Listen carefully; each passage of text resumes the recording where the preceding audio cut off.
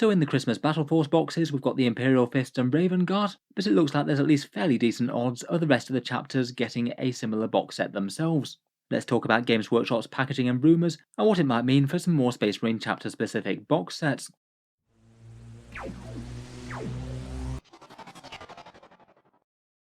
Hello and welcome back to Warspecs Tactics, where today we're talking Christmas Battle Forces once more, and this time lasering in on the Space Marine ones. Games Workshop revealed their big discount bundles the other day, and I am hoping to make a bit of a follow-up video digging into them a little bit deeper. I'll be hoping to release that one sometime later in the week.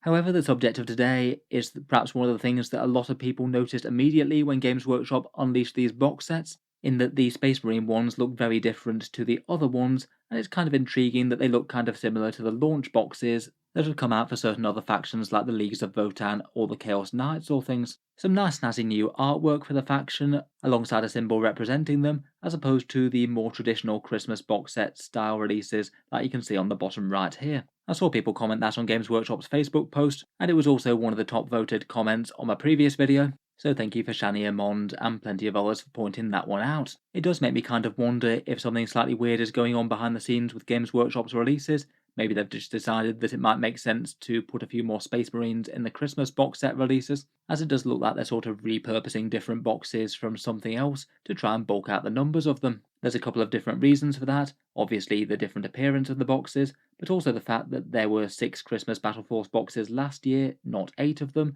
and now there are 6 of the standard looking Christmas box sets, and they also have the 2 Space Marine ones as well. I don't know if they originally intended to make 6 Battle Forces and leave out the Space Marines, and then someone decided that that might have been a bad idea. And with rumours of a new Space Marine release at some point in the nearish future, it does make me wonder whether or not these could be part of a greater whole, with different box sets for every single one of the more Codex compliant chapters, and not just the Imperial Fists and Raven Guard as we've had from the previews.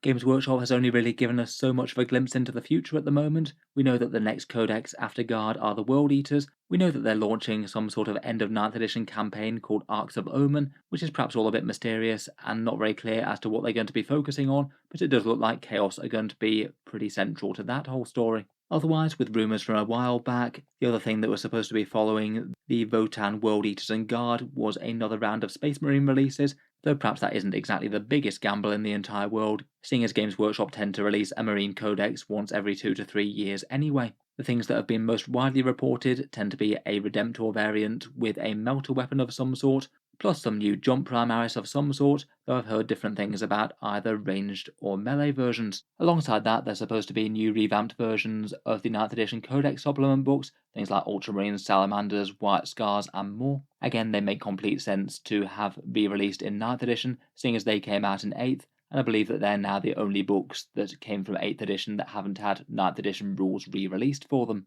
We got a slew of Space Marine supplements at the start of the edition, but they were more for the Divergent chapters, things like Blood Angels, Dark Angels, Space Wolves, and Deathwatch, and then eventually Black Templars. The other major thing that's rumoured to be happening in 2023 is of course 10th edition at some stage. It seems likely that it's going to be either at the mid or end of the year, and it does kind of raise a question as to whether or not the big Space Marine releases will be coming out before that or after. It would seem weird for them to launch a big codex with a whole load of rules just before it, though they certainly have done similar in before with edition changes, and just released the codex and said it was written with the new rules in mind, so as not to annoy people too much. I guess that would only work though if 10th edition doesn't wind up being a hard reset and rescinding all the previous rules. Whether or not they redo the core codex is one thing, but it does seem, at least on paper, fairly likely that they might redo the supplements in some form. It'd be kind of weird to have certain Space Marine characters being the only models that didn't get updated 9th edition rules, when basically the current models for every single army bar them have got an update of one form or another. Rabute Gilliman is certainly looking on enviously at just about any of the other faction leaders at this point. I feel like if anyone should probably get some inflated stats at some stage, a Primarch isn't the worst choice maybe. With the potential for these books being in the pipeline, it does make it interesting that these boxes could be launch boxes for the next codex, and also seeing as they've made the effort of making them very different to the regular Christmas box sets, it would make it a bit weird for them just to be these 2 box sets coming out and not ones for the other Space Marine chapters as well, which are generally pretty much equally popular and supported. If that is the case though, then it's still a little bit confusing as to why they've released those early, unless it is just literally a case of as simple as we wanted to sell some Space Marines at Christmas, and front loading a couple of those Space Marine boxes that we plan on bringing out later in the year is the best way to do so. If I'd had to guess, I would suspect that we will see similar boxes for the other chapters, though admittedly that is pretty speculative at this point. Games Workshop certainly haven't confirmed anything. If it did wind up being the case though, then judging by the ones that we've had shown off, we could make a fair few logical assumptions as to what might be in them. It looks like they get the character that came out alongside their supplement book, say for example Tor Garadon and Kavan Shrike, the new Primaris versions that were chapter specific. The box sets are all unsurprisingly 100% Primaris, and sometimes using recent 9th edition kits such as Mass Heavy Intercessors in the Imperial Fists one. They're not being limited to things that were released in 8th edition like a bunch of the Combat Patrols were. It looks like the box sets really do seem to be themed around the chapter's main theme and way of making war.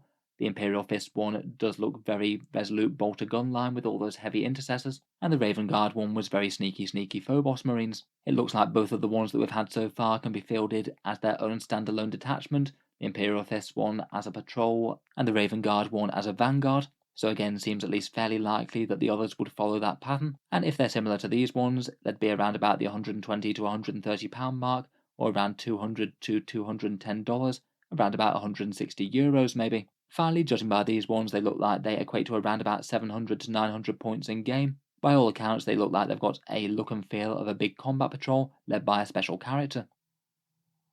If we did wind up getting themed ones around the different chapters, I feel like you could really quite logically infer what might be in some of the other boxes. For the Ultramarines, I would guess that it would be led by Tigurius, as he was the character that was released alongside the same time as things like Tor Garadon and Kavan Shrike, plus both Marnius Calgar and Gilliman are bigger kits, Marnius because he's got his Honor Guard in tow. With the Ultramarines' tactical balance, I wouldn't be surprised if we got a fair few standard intercessors in there, maybe things like an Impulsor, Aggressors, Blade Guard, or Inceptors, very much units that feel like the core of the Space Marine range rather than more peripheral stuff.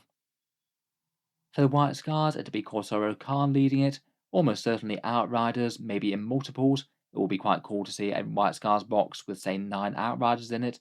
That would be pretty awesome. And I feel like for backup choices, things like a Storm Speeder or Invader ATV could be very fitting as well. Maybe perhaps alongside even a Primaris Chaplain. They do seem to put some characters in them, judging by the Phobos Librarian in the Raven Guard one. Corsaro Khan on foot might stick out a bit though, just to make him a bit faster, and alongside the White Scars theme, you could have him alongside some Blade Guard in an Impulsor maybe. Could be a way to make sure that he can keep up with all the other fast stuff.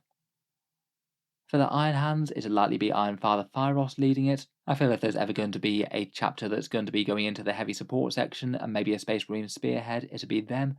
They might take the opportunity to field things like Redemptors, Repulsors, Gladiator tanks, and maybe alongside some ranged infantry or a fire strike turret or two. If they wanted to really play into what the chapters are known for, I feel like a bunch of dreadnoughts or big heavy guns would be very appropriate for the Iron Hands. Finally, we've got the Salamanders, and that'll be led by Adrax Agatone. And again, if they really wanted to play into feel-good units for the faction, I suspect that we get a bunch of Melters and Flamers, maybe some excessively durable units as well. Eradicators, to me, would seem like the obvious pick. Maybe things like some Flamestorm Aggressors could back them up, or perhaps some hardy Blade Guard veteran elites that can really give and take a punch with those shields. I feel like it wouldn't be quite as good a fit, but you could certainly justify things like Storm Speeders or Invader ATVs if they were armed with Melters as well, if Games Workshop did want to try and make them a bit more chapter relevant. Obviously, all pretty speculative at the moment, though I think it is quite fun to imagine what Games Workshop might dream up for the other chapters if they did get similar box sets. Let me know what you make of it though. Do you think that we will see some similar chapter-themed boxes like these? And what are your predictions for how the Space Marine release is going to come out? Do you think that they will just redo the entire Codex in full alongside the supplements? Or maybe just release the supplements all individually, or save it all till 10th? If you've enjoyed the video, feel free to subscribe to Auspex Tactics, where I will certainly keep the regular 40k content coming. I do tend to post new things just about every day. Finally, if you have been enjoying all the videos on the channel, I would just like to mention that Auspex Tactics does have a Patreon page as well, which you can find links down in the video description below. It is what allows me to keep on making videos like this quite so regularly, so if you are enjoying quite a bit, then any support is enormously appreciated. Channel patrons do get a fair few advantages, seeing certain videos early, regular votes to see what sort of things happen next on the channel, and automatic entry into the regular prize giveaways with a chance to win some big model kits each month. In any case, a massive thank you for listening, and I'll hope to see you guys next time.